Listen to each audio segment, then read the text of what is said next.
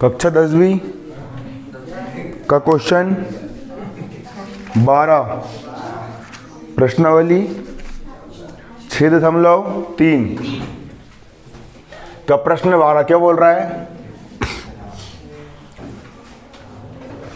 एक त्रिभुज ABC की भुजाओं AB तथा BC तथा माध्यिका AD।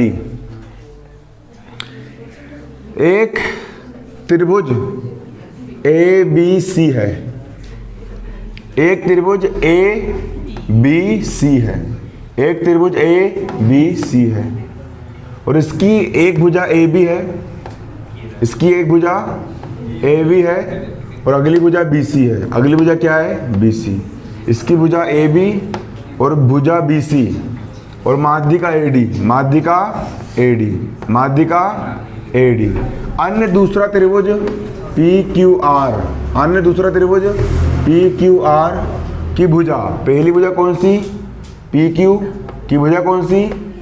PQ और QR और अगली भुजा क्या?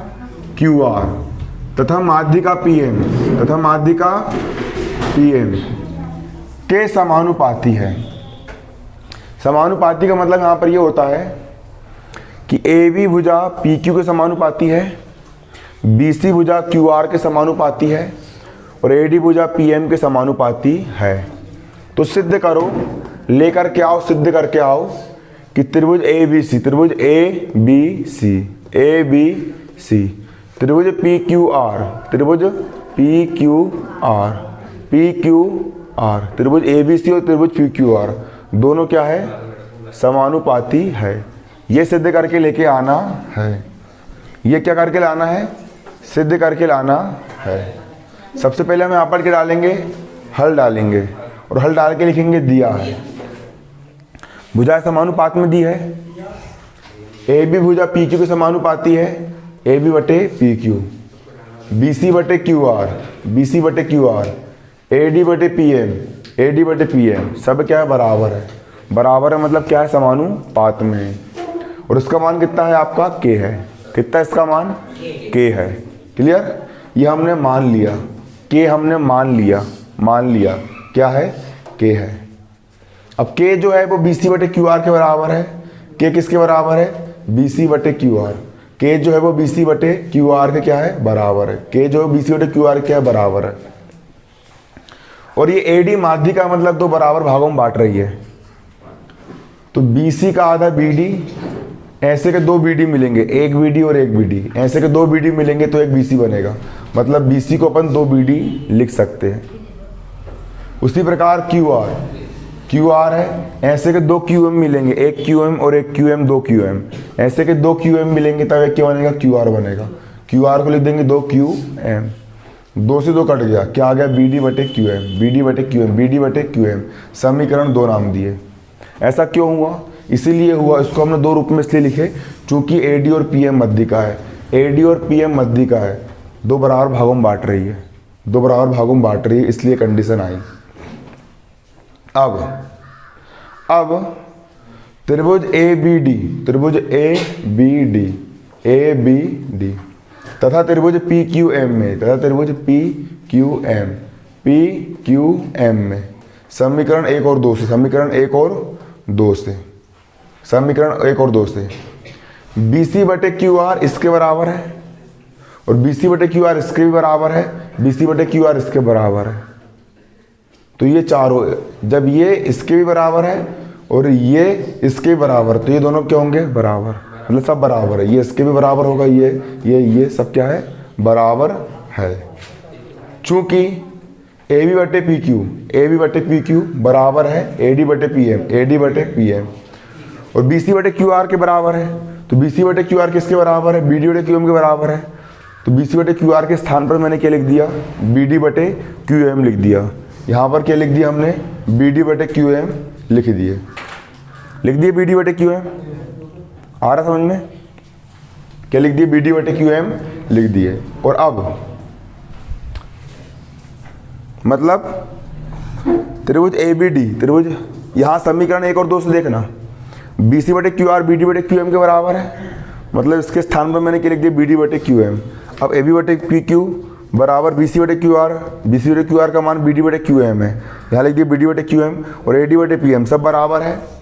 तो जब त्रिभुज ए बी डी में भुजा ए बी और पी क्यू समानुपात में है, भुजा बी डी और भुजा क्यू एम, भुजा बी डी और भुजा क्यू एम समानुपात में है, और भुजा ए डी और भुजा पी एम, ए डी और पी एम कैसी है, समानुपात में है।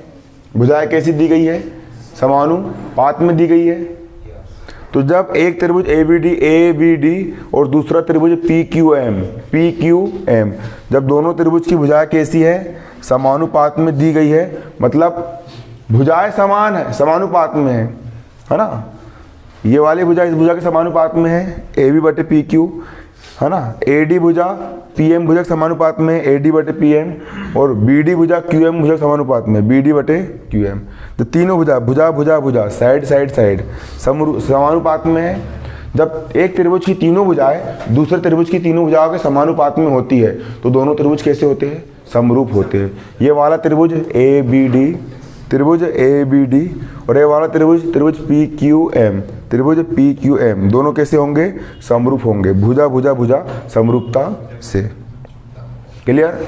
और जब दो त्रिभुज समरूप है, सिद्ध कर चुके हैं हमने, जब दो त्रिभुज समरूप होते हैं तो उन त्रिभुजों की सभी भुजाएं समानुपात में तो होती जाए, लेकिन साथ साथ सभी संगत कोण भी कैसे होते हैं, बराबर होते हैं। मतलब कोण ए कोण पी के बराबर होगा, कोण ए कोण पी के बराबर होगा, कोण बी कोण क्यू के बराबर होगा, कोण बी कोण क्यू के बराबर होगा। तो कोण बी बराबर क्या है, कोण क्यू है।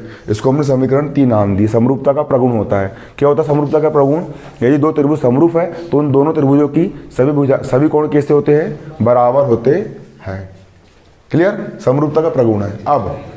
अब त्रिभुज ए बी सी, त्रिभुज ए बी सी तथा त्रिभुज पी क्यू आर में, तथा त्रिभुज पी क्यू आर में, ए बी सी और पी क्यू आर में क्या होगा, ए बी बटे पी क्यू, ए बी बटे पी क्यू बराबर बी सी बटे क्यू आर, बी सी बटे क्यू आर।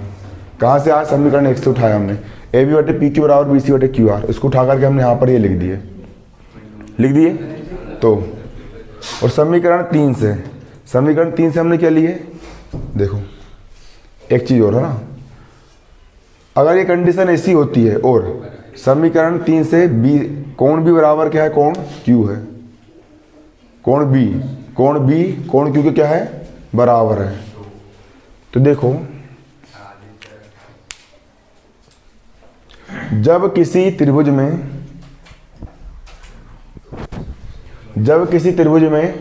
भुजा ए बी और दूसरे त्रिभुज की भुजा पी एम समानुपात में है, और इस त्रिभुज की भुजा कौन सी, बी सी, इस त्रिभुज की भुजा क्यू आर कि कैसी है, समानुपात में है समानुपात में, और इस त्रिभुज का एक कोण इस त्रिभुज के एक कोण के बराबर हो।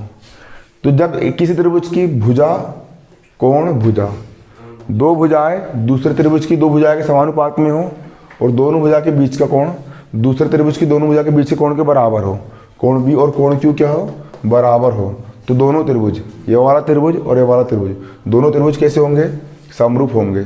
मतलब त्रिभुज ए बी सी और त्रिभुज पी क्यू आर दोनों कैसे होंगे, समरूप होंगे। पी क्यू आर कैसे होंगे, समरूप होंगे। एस ए एस भुजा कोण भुजा समरूपता के नियम से, किस नियम से, भुजा कोण भुजा समरूपता के नियम से दोनों कैसे होंगे, समरूप होंगे। बन जाएगा।